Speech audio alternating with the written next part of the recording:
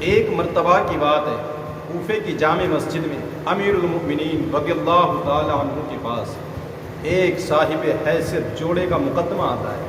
میاں بیوی کا مقدمہ ہے، جن کے درمیان اخراجات پورے نہ ہونے کی وجہ سے آپس میں رنجش اور نا اختلافی تھی، آپس میں ناراضگی تھی۔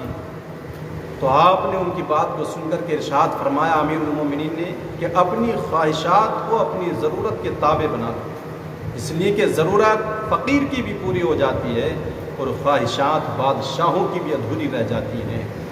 جب اتنا آپ نے فرمایا تو عورت کہنے لگی حضور یہ بھی تو بتائیں پھر پتہ کیسے چلے گا کہ کون سی خواہش ہے اور کون سی ضرورت ہے؟ تو امیر المؤمنین رضی اللہ تعالی عنہ نے ارشاد فرمایا کہ پتہ اس طرح چلے گا کہ جس چیز کا خیال تجھے گھر میں رہ کر کے آئے وہ تیری ضرورت، اور جس کا خیال تجھے بازار دیکھ کر کے آئے وہ تیری خواہش ہوگی۔ عورت نے اتنا سنا تو کہنے لگی واقعی آپ نے بالکل بجا اور سچ فرمایا ہے،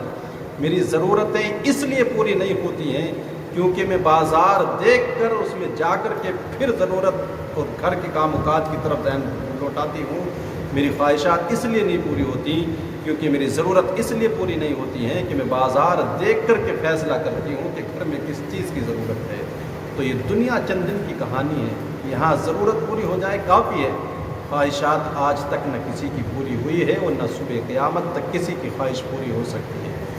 جس کے پاس 100 ہیں وہ 200 کے فکر میں، 1000 والا لاکھ کے فکر میں، لاکھ پتی ہے تو ارب پتی کروڑ پتی بننے کی فکر میں ہے۔ اس دولت کی کہیں انتہا نہیں جہاں انسان کو سکون مل جائے۔ صرف کوشش کریں کہ دنیا میں ضرورت آپ کی پوری ہو جائے، خواہشات کے پیچھے نہ جائیں ورنہ کبھی یہ پوری مولائے کائنات داماد پیغمبر فاتح خیبر علی مرتضیٰ